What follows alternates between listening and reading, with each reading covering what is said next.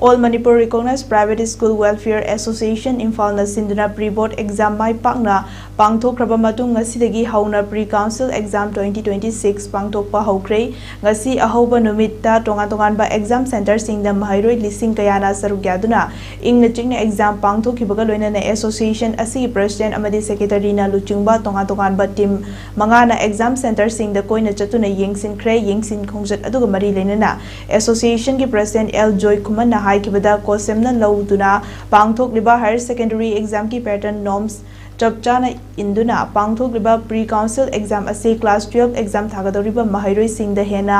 khutoinaba laithok hanaba amadi free and fair oina akiba yauduna exam thaba ngamhanduna council ki final exam da mark wangna phanghanduna hena pass percentage wangna pass tawba ngamnaba pangthokliba pre-council exam amani haiki mahairoi singi academic career da Kharadang Odashu Mating Pangnabagi Damak Wakhalonda All Manipur Recognized Private School Welfare Association Sinduna Sin Langduna Pangthokliba Pre-Council Exam Asi Tek Takaidana Asoy Angam Yaudana Pangthokpa Yahan Bibagi Damak Kanagumba Loop Amatana na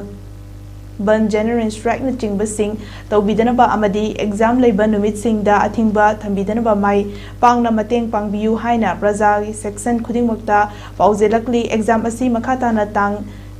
Kunithoi Fauba Chathagani Hari Loinana exam asi pangthokpaga mari lenana St. Stephen Higher Secondary School Hyangthangi Principal L. Jayanta Kumar Singna pre-council exam asi pangthokpana mahiroi singna lairik paningbuki chang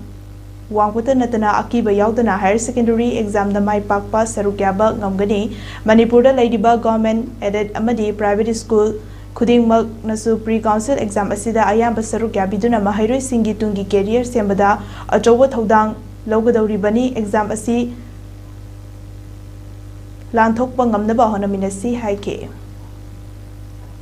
ngasi ahubunumita akoina hairiba examination si ningthina tharibra school singna ningthina makoibu senabidana amadi achumba exam ki kanglunda exam tharibra haibudu akoina kupna school kun henbada akoina yengsin darure adu yam ningthina school singna initiative lawidana adi angang singna yam attention pidana amadi makoida activity hawdana makoida henna comfortable lakudre exam forthcoming examination sida thaba ngamnana bagi damakta makoina honaramba mayam sindu urubada akoida apen mama boksei aduna December ki tang kungani thoi bo pangthok sagadaba maram oirakanda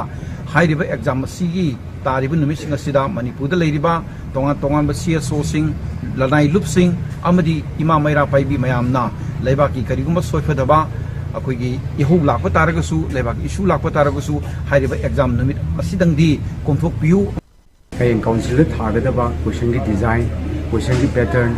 mark ki mong sina singa mayam singa do makoina fazana fulfill oigani habisa akoigi thajabani akoigi yaubitriba yaubirakpasu yaba yenhuriba akoigi school singsu haiba exam si join tawiduna angang singbu tungda lakadawji hena afaba satra puthokpa ngamnaba makoidi yam laini jaba ngamnaba hona ningbagi wakhalon akoidi chenjai marabasina haiba exam sibu yaubinabidamakta mayamdasu ai koi puni thawasari ani lawjani